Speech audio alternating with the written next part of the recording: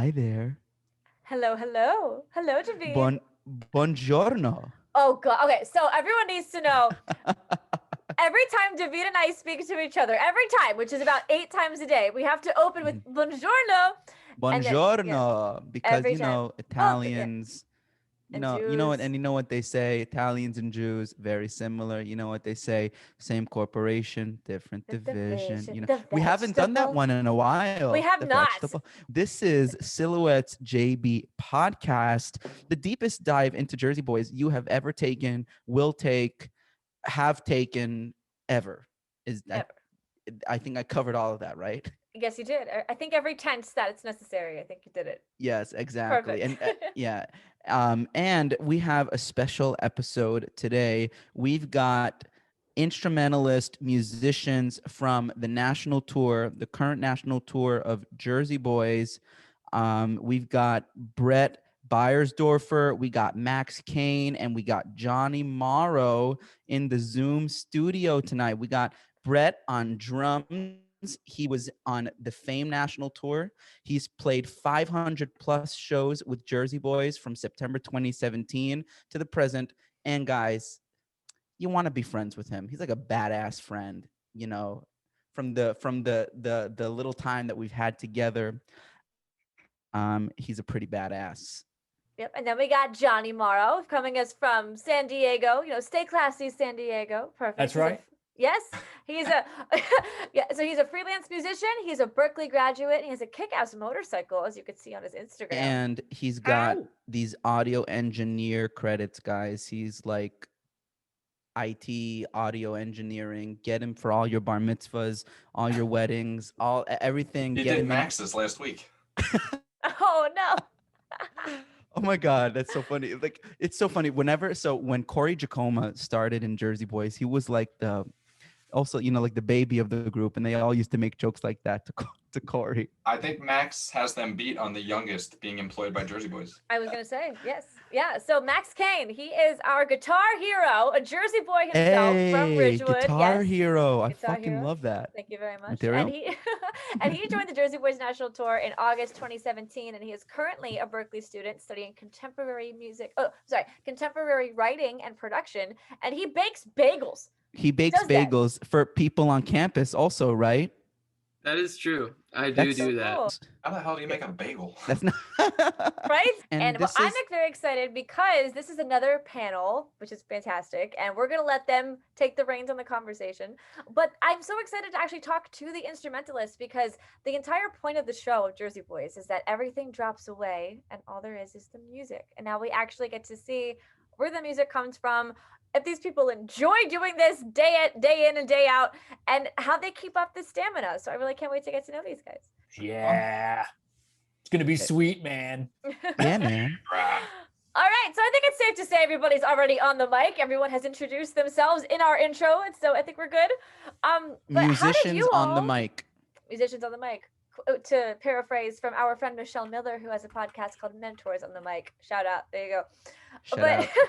But let's get into your early years with the show, everybody. So if we can go one person at a time. Jonny, we'll start with you. How did you get introduced to Jersey Boys? Wow. I mean, the answer is actually way simpler than you might think. I mean, I was just one of the bass players in New York City, just hustling, grinding. I moved to New York circa 2013 or so. And when you move to a new city like that, you just hit the ground running. You do what you can to like get money so you can eat, And so I was just kind of, walking around town, getting every gig that I could. I would do things down at like Rockwood for independent artists. And, my background was kind of always more that like pop rock star scene anyway. But I also was very well connected in some of the theater world and did some 54 Below type shows too. Wow. Nice. Cabaret shows. Yeah, totally. I was doing a lot of that kind of stuff because I had met tons of people just from the Broadway world in general. And I think specifically to answer your question, the call came from a drummer friend of mine on a 54 Below hit who recommended me to another bass player who was asked by John Miller if they knew anyone. So it was about 3 degrees of separation, but the simple answer, I was a hustling bass player in New York City who happened to be on the right hit, did a good enough job on the hit for this guy to recommend me to John Miller. That was it. It's a hustle. That's so cool. John Miller is a music contractor, right? He is the music contractor. Yeah. Shout out to my boy John Miller. John, we're gonna have to get you on the podcast to talk about contracting. Oh man, Yes. I'm sure he's got all the stories. Yes. Great guy. Yeah. Great dude. Miller, there we go. And so, Brett, how did you get introduced to the show? You know, to this day, I still don't know the full story of what happened. And I swear, I know kind of what happened, what was said, like, without me being involved in it. But to look back at it, what I know happened was a music director that I worked with. His name is James Olmsted, who is a great musician and a great guy. He was the MD for Fame. And I worked with him doing some community theater things, subbing here and there. And I think he, out of the blue, either through Ron or through John, he wrote one of them an email. Like, I didn't ask, or I didn't even know about it. And he just reached out to them. Maybe he knew that they were looking for a drummer for Jersey Boys. And I randomly got an email. I don't know if it was from Ron or from John, but it was asking for like either a resume or whatever. And then like months later, I just randomly got an email from, I think, John Miller officially like offering me the tour. Wow. And I mean, I don't even know. I really don't know. It was. I mean, that makes pretty good sense, right? Yeah. For not knowing, that's pretty thorough. Right. Yeah. I come in. Like, I know. Well, I know that much because the way. Shit, I don't know if it was. It might have been Ron, but it might have been John. I don't know. But the way that the email started, it was like, I received a whatever like recommendation letter from James Olmsted about you, and then it was just like, okay, like wow. I can't imagine getting an email from Ron Melrose or from John Miller saying that, like, hey, you'd be great for this. I remember exactly where I was too. It was hilarious. Where were you? My brother's car at a golf course, about to play a round of golf with my brothers and dad. Preface: Brett Beiersdorfer is a world-class golfer. I've probably been playing golf longer than I've been playing drums, actually. Wow. It's one of those things where it's like, okay, no one's good at golf, and you go with your musician buddies to play golf, and everyone's gonna suck. You know what I mean? We're gonna shank balls everywhere. Brett is out here like Tiger Woodsing the thing down every driving range we hit. And we were all, I mean, I don't know about you, Max, but I was taken aback because I like to try to play golf as much as I could. When I saw this, 20-year-old drummer slaying golf balls, I was like, what is this? It comes with the territory, right? It was awesome. It was awesome. When we were getting Ron on the show, the day of recording, we emailed him, and he emailed us back, and we thought we were hacked. We thought he got hacked because it said new phone, who dis? And that's the last person we expected to send that. I mean, now that we know Ron and we're friends with him, like, we understand, like, that's definitely his humor. Yeah. But we were like, is this happening today? Like, are we gonna have to reschedule? Like, what the fuck? So that was it in all lowercase? All lowercase. Yeah, that's the Ron way. Ron has the most unassuming sense of humor ever. He is brilliantly hilarious. That's right. Deadpanned everything he does. It's classic. He actually wrote me a song for my birthday, which is also hysterical. I'll have to send it to you. It was so sweet. It was so fun. I know. Nice. Yeah, wow, that's awesome. It was really cool. All thanks to David for asking him to leave a video. So Max, I want to hear your story. And then, so Max, please tell us your story. And then afterwards, just like general consensus, what does it take to get hired at Jersey Boys? Like, how do you land a Broadway gig? Do you have to have a certain style? So Max, if you want to kind of combine the two, that would be wonderful. Sure. So I owe this gig completely to the teacher I was studying with. His name is Kenny Brescia, and he is like an incredible guitar player. Has done a ton of Broadway work. He was the original guitarist on Rent, and then just played shows nonstop. And so he was playing A Bronx Tale, which Ron was also involved in. Mhm. And so Ron emailed my teacher, Kenny, saying, we're looking for a guitar player who can take this kind of brutal tour schedule, but for an awesome show and have a great experience. And he recommended me, and then I didn't hear anything for a couple weeks. I was all set to go to Eastman to study jazz. And then I actually remember where I was too. I was on my way to teach a lesson, and I stopped at Starbucks, and in the parking lot, I just checked my phone as I was putting up Google Maps, and I saw an email from John Miller with the official offer. Wow. John Miller's the man of the episode. Yeah, you definitely want an email from John Miller. And the reason we keep bringing him up, guys, is because that sort of answers your question. What does it take to get a Broadway gig? It takes an email from John Miller. You know what I mean? Now, there's obviously many things you have to go through to get that email, but that's the answer, Wow. It's all about who you know. Yes, and we have to mention. Very much. Exactly, yeah. And okay, so Max, he got the gig right out of high school, which is amazing. How Bob Gaudio of you, Max. So huge kudos to you. Huge that kudos, must brother. you and as Brett mentioned in our pre-interview, Max might be one of or the youngest person to ever get hired in the Jersey Boys company. I'd say the most talented too, but isn't that nice, Brett Stevens? Brett, there it is. That's my there roomie. it is. That's my roomie for life. So you guys room together. Oh, how nice. Most of the time. Yeah. I mean, we would get a lot of Airbnbs together. Yeah, I mean, with one-nighters, it was tough to find Airbnbs. We did manage to do it sometimes. But like the week sit-downs in cities, most of the time we would try to get Airbnbs together.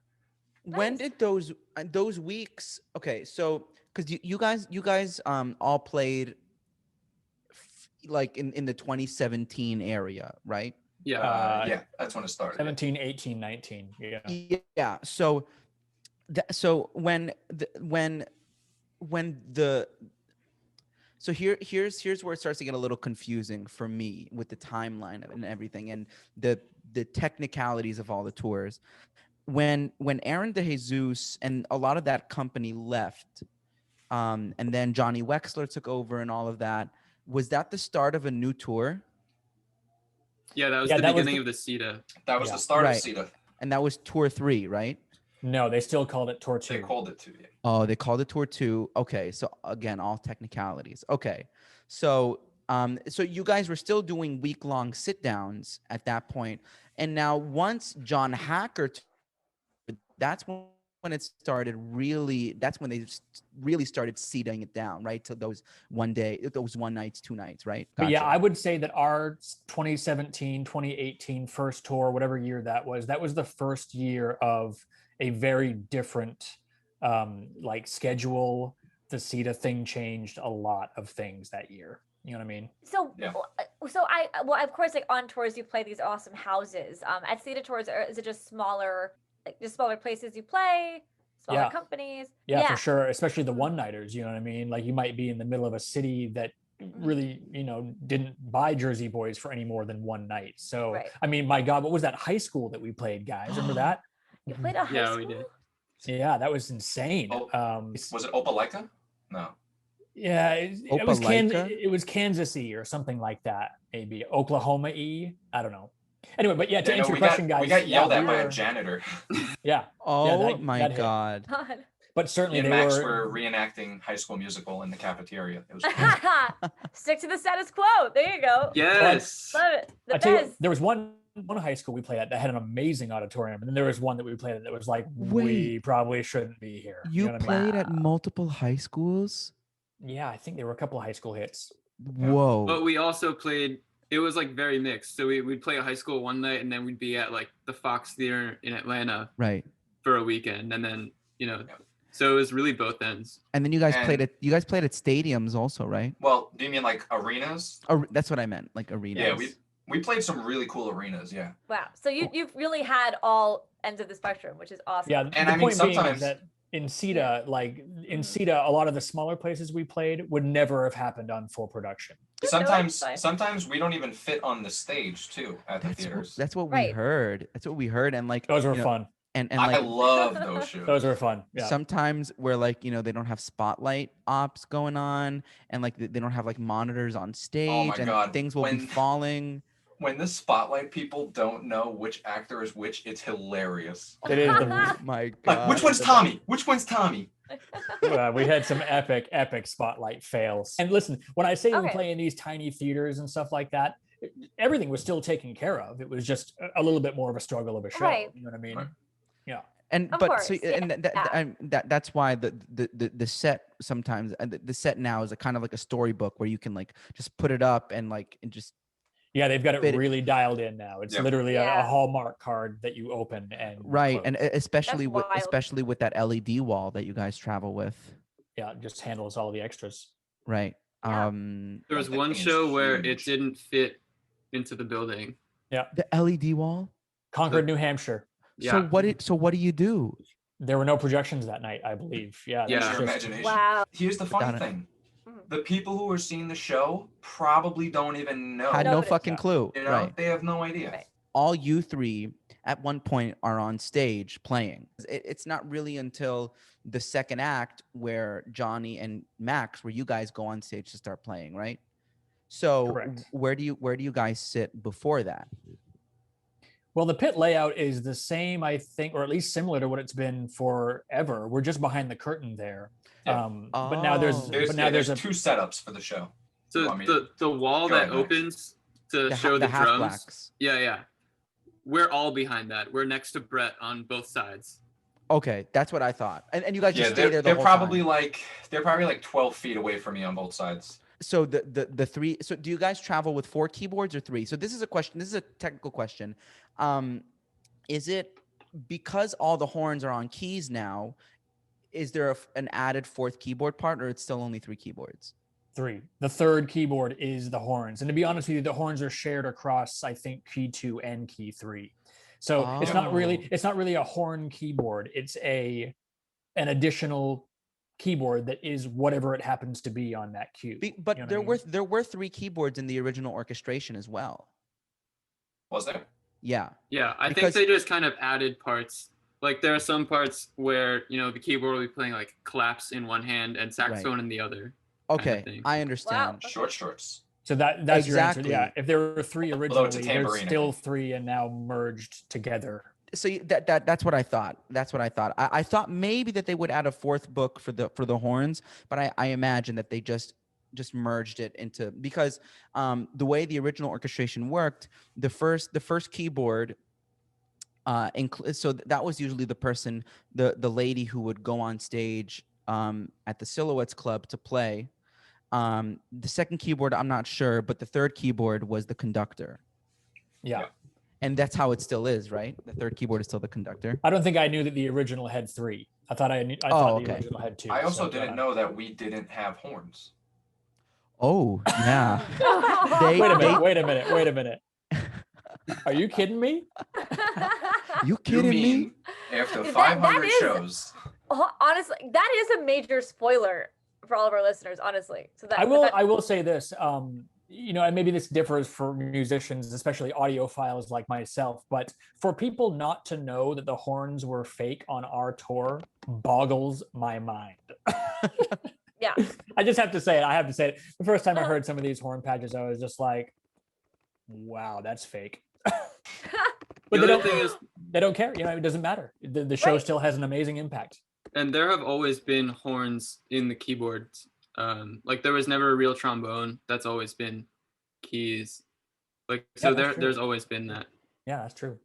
When the tour has started up each year and the tech rehearsals that we go through, they really do a lot of work from the soundboard with our sound designer, who he Yeah. actually comes out and works, and it's a process. Well, the I'm challenge, sure. the challenge obviously is that Jersey Boys is one of the only shows. Well, maybe not with some brand new shows that are becoming a little bit more modern, but the band has not been on the stage historically. When you put a band in a pit in a different room on a different floor of the theater, sound is easy. You know what I mean? Nothing's bleeding anywhere. There's no Right. feedback. You just push the volume up and you've got the sound, you know? Yep. But yeah, of course, the challenge that we have on Jersey Boys is Brett's drums are flying into every actor's mic. You know what I mean? Yep. And so That's the note I get the most. Are you using an acoustic set or an electric set? Acoustic, baby.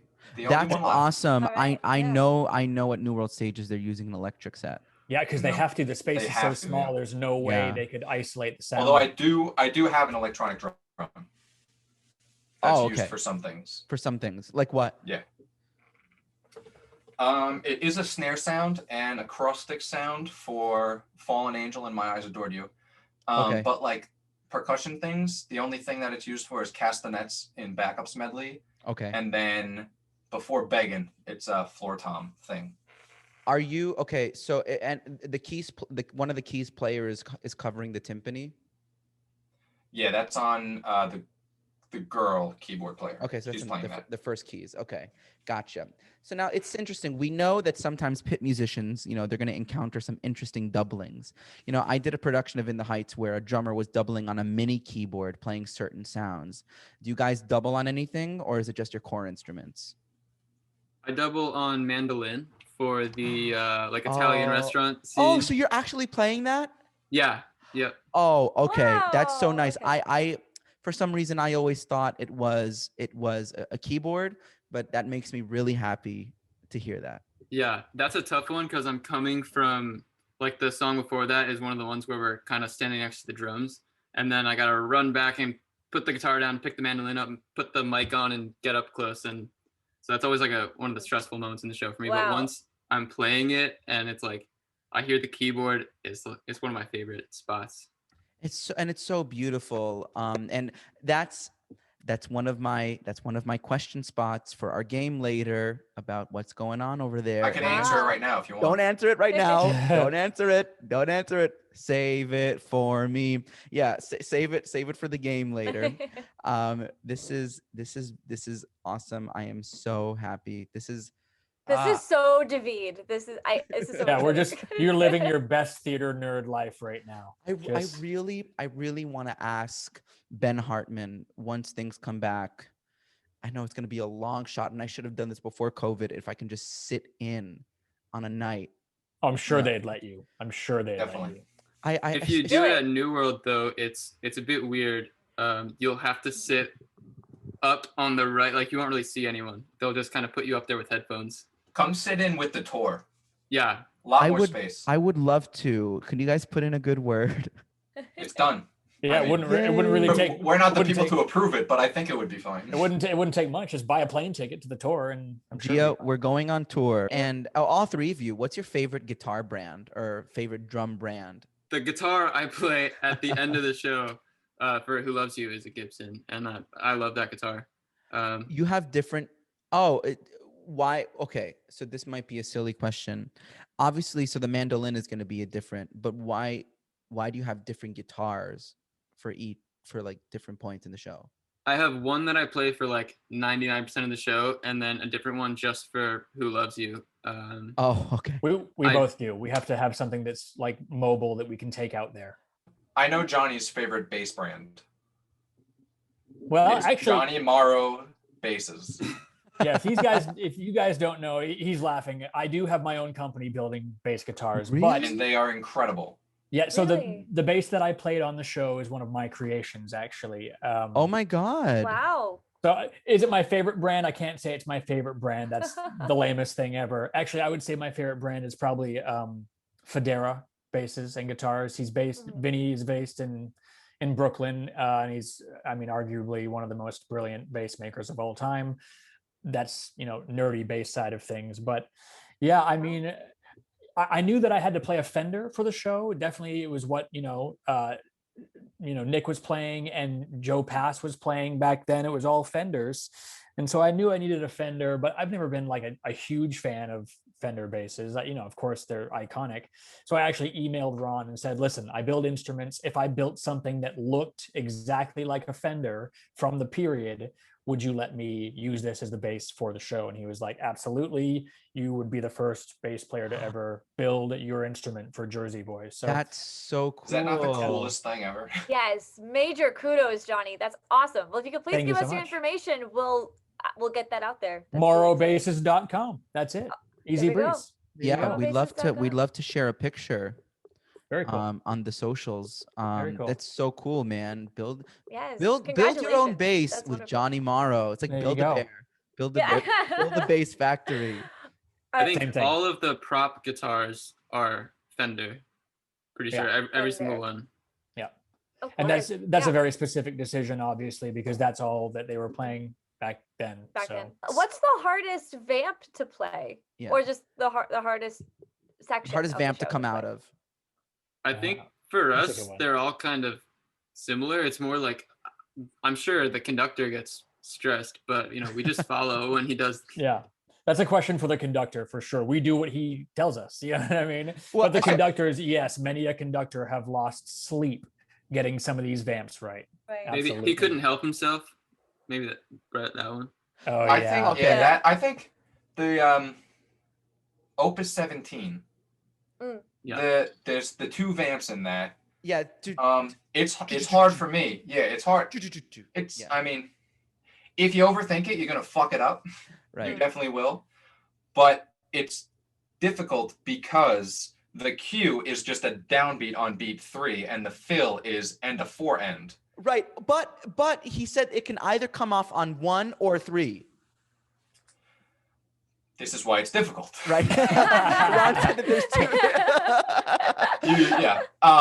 And I mean, even like we do the show every day. We know what the line is, but we don't know when it's gonna come up. Right. So if you play it like you know what they're gonna say, you are gonna fuck it up. Okay. Which is funny because the cue line in the first vamp is literally "fuck it up." Exactly. And then the other one is I pay this Tommy thing off. Yeah. But for some reason, those two, like when we get to that vamp after Let's Hang On, I'm like zoned in on the conductor camera. Like I might as well not even have the vocals being put in my ears so I can just focus on the conductor. And you guys, what's tricky about that too is that in the Broadway world, what you really have to follow your conductor, even if the cue isn't there. So Brett knows it, like Brett has it in his sleep, but for some reason, if the conductor isn't on that day, Brett has to follow the conductor. He can't do it himself anyway. Right. You know what I mean? So yeah, there's it no gets very saying complicated. Yeah. There's no saying like, well, you should have went here. No. You don't say that to a conductor. No, That's right. No, That's right. No, you follow the conductor. That's right. He's the Of course. conductor, Well, not the actor you. misses a line too. He has to be the one to make the decision to move it along. So There that you makes go, sense. I Right. think a vamp could be tricky if you overthink it. The whole show is tricky Yeah. if you overthink it. Honestly, there's I'll never forget. Richard said this great thing when we were in rehearsals in tech, year 1. We were all brand new to it, and Richard said something along the lines of, "You guys will get it under your fingers, and then about a month in, you will all start to fuck it up royally." And he was completely right. You know what I mean? Yep. You go through this, like you work really hard at the beginning, you get on point in the beginning, then for some reason something happens, maybe you start overthinking things a little bit, maybe Tor gets to you and things nosedive, and then you come back up and you settle into it. But it takes so much to not overthink and just play the show the way it's supposed to be played. That was the biggest challenge for me. Quiet the mind and just do what you know how to do, you know? Wow. Just do it. That's awesome. What's a note session with Ron like? Well, usually Ron will send the notes to our MD, and then we'll get them from the music director. Oh. So I don't know that I've actually, aside from our first rehearsals where Ron's I guess there that's what I'm leading it. referring to. Yeah. That's what Oh I was yeah, referring to. yeah, those are awesome. Yeah, He has we don't insight. really have note sessions with Ron like while the tour is going on. So when he comes out to see the show as music supervisor, he'll give the notes to the MD, and then the MD will give the notes to you. Correct. Okay. Yeah, the Usually only at that point, it's like, play this a little softer, play this a little louder. It's not like music rehearsal. It's kind of more just getting everything balanced. Yeah, that's when we have real feedback from Ron is when we actually have like a band rehearsal when the tour starts up. Gotcha. So that's when we'll have like an actual band like brush up rehearsal. Ron has got to be one of the most efficient musicians I've ever worked with. You know, the man, you show up on time, you are ready to play, and you go. And if you're not at his pace, you'll be left behind. You know what I mean? And I personally, I love that. I can't tell you how many rehearsals I've been a part of where like I was the most professional guy in the room, and it was just like people are stumbling over things, trying to explain things right. We're losing time. So I loved the pace of a Melrose rehearsal. It was just like, we're out of here. We're going. You're coming with. That's you know? He's at full speed. He's wonderful. I loved it. Yeah, I loved it. I think our rehearsal process, our first years, we had 3. We ran the first half, then we ran the second half, and then we ran the whole show, and then we were off to tech rehearsal. Wow. Yeah, that's right. We had terrifying. what we had two terrifying rehearsals and then off to tech. Wow. Yeah, and our one terrifying choreography. Bro, can we talk about that for a second? So there's always been band choreography, but they're back there just kind of step touching and doing their thing, unless I may be wrong on that. But anyway, long story short, yeah, Max and I had to shed the full choreography, basically the same thing that all the cast members were doing out on stage while playing this super new book that we were just trying to learn. Oh my God, that was stressful, Max. Yeah, the first month was pretty terrifying. And they don't have their in-ears in. So they can't hear anything. They're hearing the drums, which are 20 feet away from them. Oh my God. And a little bit from like the house level bouncing back off the back wall. But yeah, that was a very challenging thing that I think Max and I, at least in that version of what was going on, Max and I were the first to do that. And so, you know, things like finding a sub was like. That's our next question. Luck. Yes. Yeah. Okay. Well, there you go. Yeah. Yeah. Man, dude. So that was that. If we couldn't make it to a show, I don't know how they would handle that. Honestly, if I told a sub, hey, listen, on top of shedding this book for a couple of dates, you've got to go out and do some pretty challenging choreography and play at the same time. I think a lot of my buddies that I would have recommended would have been like, I'm not doing it, bruh. You know what I mean? Bruh. So did Danny Austin choreograph you? Yes, definitely. We were on the choreography sessions for Who Loves You. Yeah, of course. So fun. Oh my God, I can't imagine. And honestly, Danny was so receptive for me and Max. He knew that me and Max were like new to this kind of a thing, and they were just like, guys, go out and do your best. And honestly, it didn't really click for me and Max until maybe like a month or two into the tour, and they were like, we get it, guys, do the best you can. They made it easier to do a good job with that. You know what I mean? That's great. Thank That's God. really it's great. all about the rapport, you know. Well, have you ever met Des McAnuff? Because I feel like he would relate to you guys so much, and whatever needs you have or preferences, he would absolutely listen to you. Yeah, I wish I had met Des. I never did. Yeah. One day. Well, we actually have a copy of his documentary, and he can jam. Yeah, I didn't know that. Is he a guitar player? Yeah. Yeah. Yeah, right. And listen, the whole thing about Des and the whole thing about the original Jersey Boys band was that Des, I believe it was either at an event or a wedding where he saw the wedding band playing and said, I want this to be my band for Jersey Boys, you know? And so part of the reason why I think personally Jersey Boys was so successful is because the original band didn't necessarily come from those like Juilliard trained classical guys that play every Broadway show in New York City. These were dudes who just knew pop tunes. Ken and Kevin Dow, you know, actually from here in San Diego, just gigging musicians, you know? And so when you take a group of guys like that and a guy like Des who recognizes, hey, these are just dudes who get pop music, they're going to crush this musical theater thing, then you have the formula for the beginnings of a rock band playing a Broadway show. Have you guys seen the movie Love and Mercy, the Brian Wilson biopic? Oh, I haven't yet. I hear it's amazing. Excellent. It's wonderful. Yeah. John It's one Cusack, of Gia's, Paul Dano. It's one of Gia's favorite movies, and she just showed it to me. It was so good. Yeah, It's great. excellent. Plus, the story of Brian Wilson in general is just like so fascinating.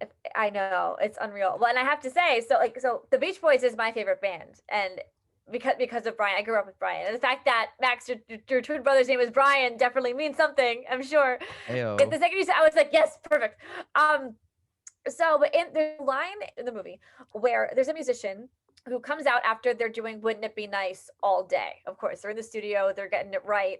And he says, look, Brian, like, we've played with everyone, like every single stadium, every gig, they have it all. But Brian is the one who blew everybody's mind. And you guys play day in and day out Four Seasons music. So what's it like playing songs from such an iconic era with of the Beach Boys, of the Four Seasons, of the Beatles, even Doo-wop, like rock and roll. doo-wop? Yeah. Does it have this visceral feeling for you every night, or do you kind of get used to it? What's your emotional roller coaster with this music? I love this music. I'd say my favorite part is the beginning. I love Silhouettes. Silhouettes is like my favorite song on the show. Hell yeah. And Max sings it in every parking lot. Like, if it's an empty parking lot, he sings Silhouettes, and it's just the reverb. Yeah, because Brett and I lock in on this 2/4 thing, and we're just like settling into the show, and it's like the beginning of the show, excitement, kind of seeing how the audience is, and our Tommy DeVito on tour is incredible. So yeah, I love playing that at the beginning of the show. There's maybe Ron talked about this. I don't know exactly what his thinking was here, but that song cycles through a ton of keys. Oh yeah. Oh yeah. And we have this underscore that's in F sharp, and it modulates to B flat, and I just it's like so good. It's so good. 100%. Well, I mean, hey, that's why our podcast is called Silhouettes. There's something about that song that just gets you ready. Yeah, totally. Yeah. And the chord changes right into the modulation into B flat. And the B flat kind of comes out of nowhere. And I love that. David loves a fucking B flat. I can't. I do. Every day he's hitting B flat. Without music. Yeah. Epic moment. Also the transition into Silhouettes from Ce Soir Là. Oh, the fake out, bro. It's like that. That is the time travel. Yeah. Right there. I think this is a great time to take a break. So we'll be right back.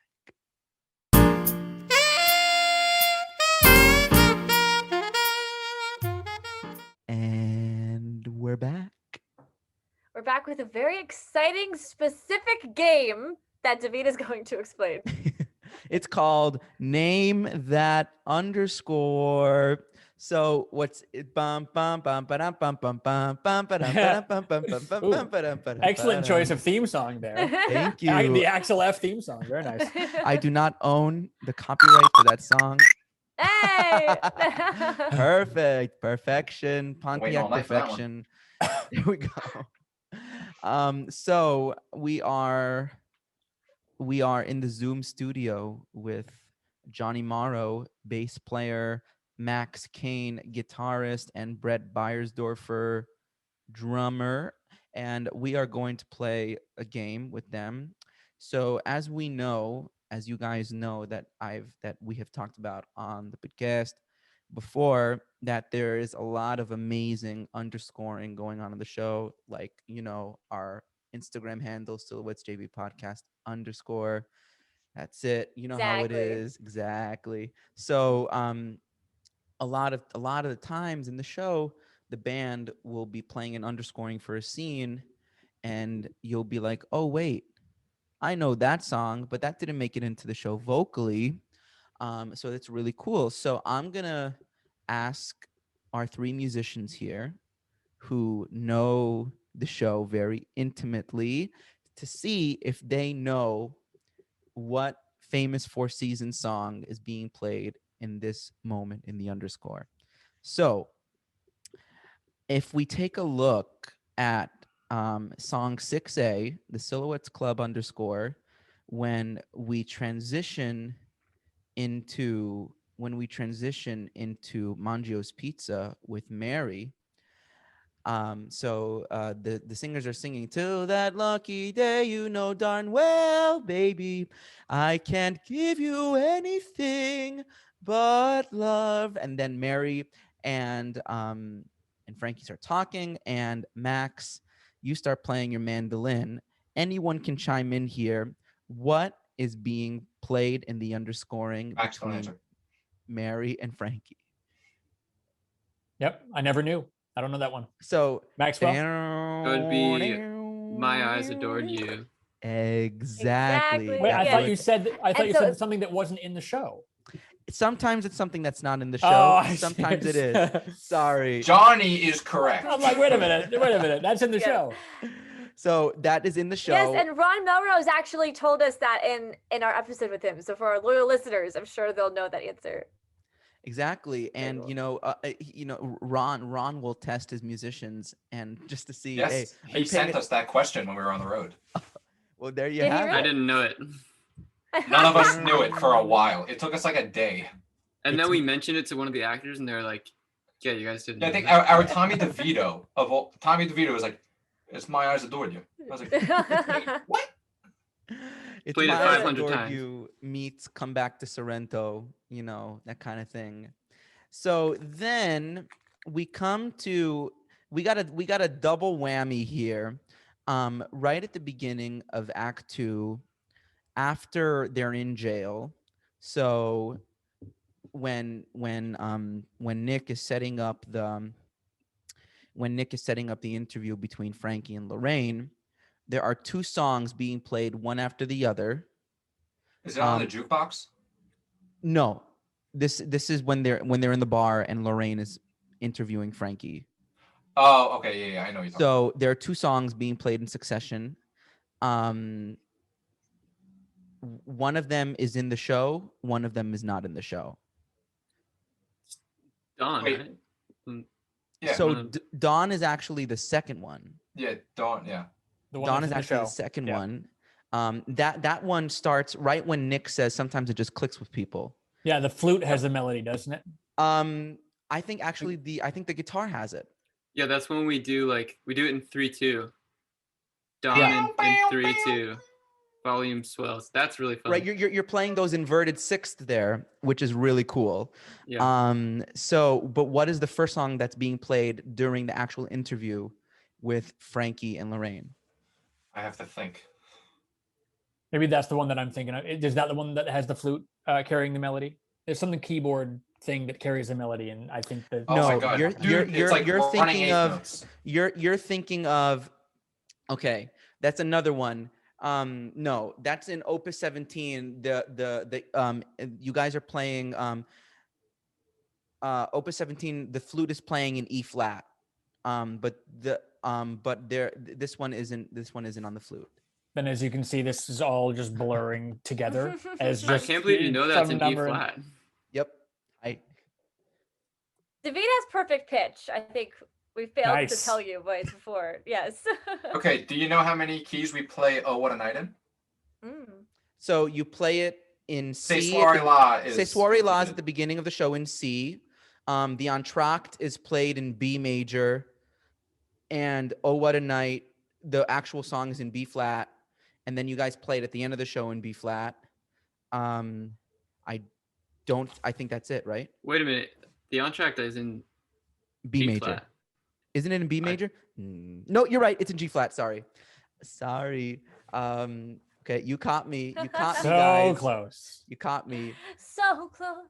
There you go. Yeah. All right, I don't know what a key is. So, the first song being played is "Silence Is Golden." What's the melody? How does it go?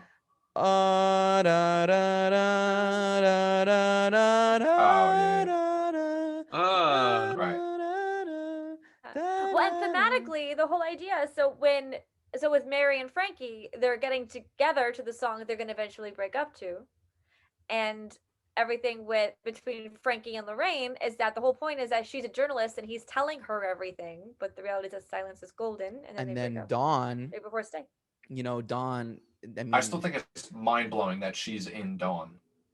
Mind blowing. You don't even catch it the first time, and you have to be like, oh wait. Like after the song, she kisses him, and I'm like, oh right, there she is.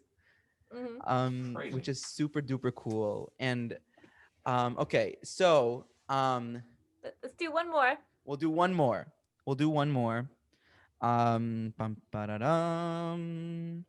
Okay, this is a song that's in the show.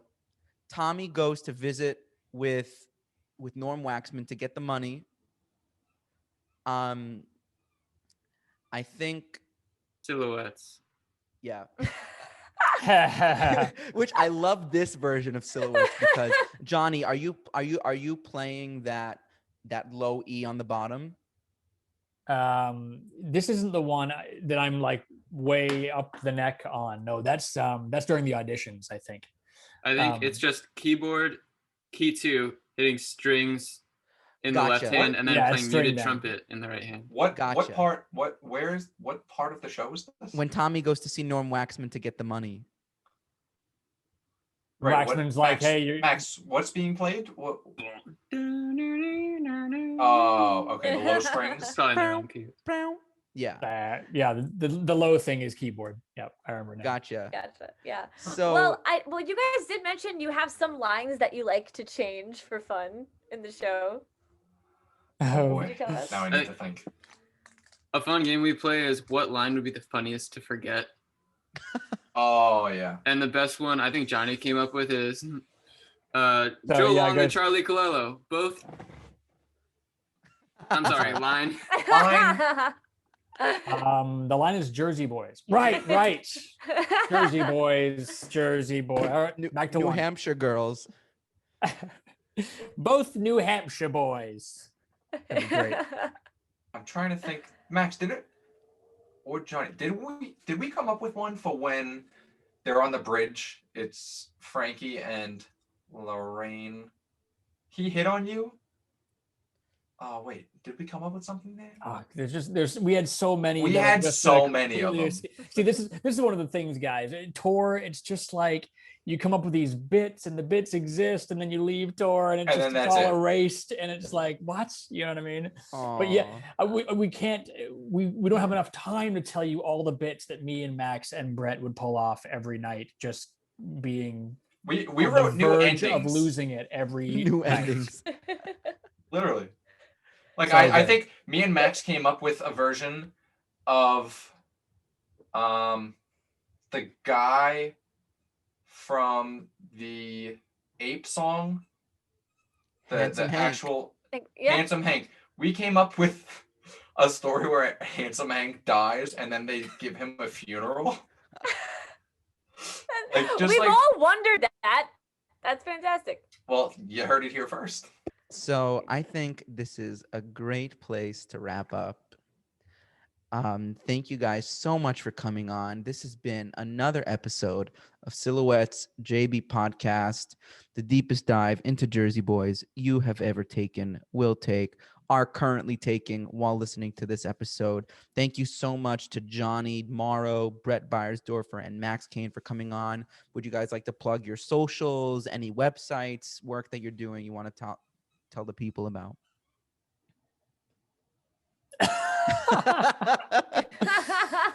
It's just so different. Like the format for interviewing a musician is just so different. You know what I mean? Like, we're not the kind of actors who are like, I'm doing this at the this, and then see me tomorrow at the this. You know what I mean? We're just on the gram. On the gram. I'll see you guys on the next gig. You know what I mean? Well, check them out, guys, when the tour is back. See you at the next gig. I love that. See you at the next gig, guys. Yeah. So thanks for having us, guys, too. You guys have been super fun. Thank you so much. Yeah, thank you so much. A lot of fun. Thank you so much to Anchor for sponsoring us. Anchor.fm, greatest way to make a podcast. Follow us on Silhouettes JB Podcast _ on Instagram. Follow us on Facebook, Silhouettes JB Podcast. Listen to us on Spotify, Breaker, Apple Podcasts, Google Podcasts. Leave us a review if you should so wish.